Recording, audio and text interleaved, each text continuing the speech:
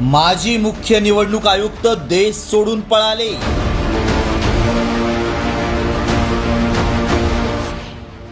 Vote चोरीच्या आरोपांमुळे परदेशात पलायन.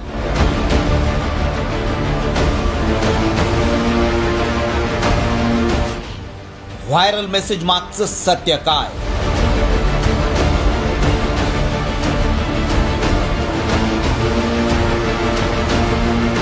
माजी मुख्य निवडणूक आयुक्त राजीव कुमार हे देश सोडून माल्टामध्ये गेल्याचा दावा करण्यात आलाय.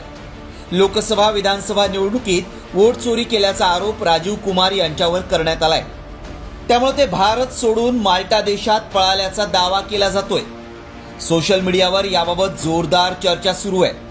पण खरंच राजीव कुमार हे देश सोडून पळालेत का, याची सत्यता जाणून घेणं गरजेचं आहे. त्यामुळे आमच्या व्हायरल सत्य टीमनं याची पडताळणी सुरू केली. त्याआधी मेसेजमध्ये काय दावा केलाय पाहूयात. राहुल गांधींनी वोट चोरीचे आरोप केल्यानं माजी मुख्य निवडणूक आयुक्त देश सोडून माल्टामध्ये स्थायिक झालेत. राजीव कुमार यांनी माल्टा देशाचं नागरिकत्व घेतलंय. राहुल गांधी यांनी काही दिवसांपूर्वी देशात लोकसभा आणि महाराष्ट्र विधानसभा निवडणुकीत वोट चोरी केल्याचा आरोप केला होता. त्यामुळे देशभरात सध्या वातावरण चांगलंच तापलंय. अनेक ठिकाणी मतदार याद्यांमध्ये घोळ झाल्याचंही साम टीव्हीनं उघडकीस आणलं. मात्र राहुल गांधींच्या आरोपांनंतर माजी मुख्य निवडणूक आयुक्त राजीव कुमार पळून गेलेत का, हा प्रश्न बरेच जण विचारतायत.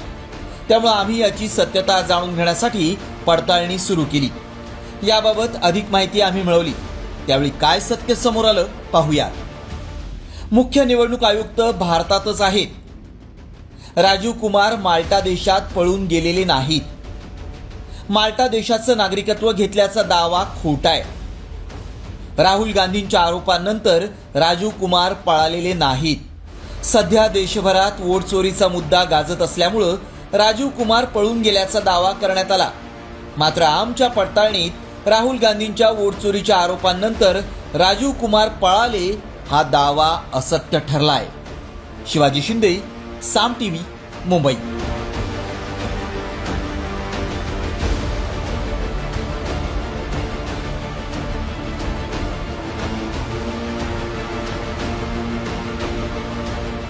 आता isakal.com आहे देशातील नंबर 1 ची मराठी न्यूज वेबसाईट. प्रत्येक अपडेटसाठी isakal.com ला नक्की भेट द्या.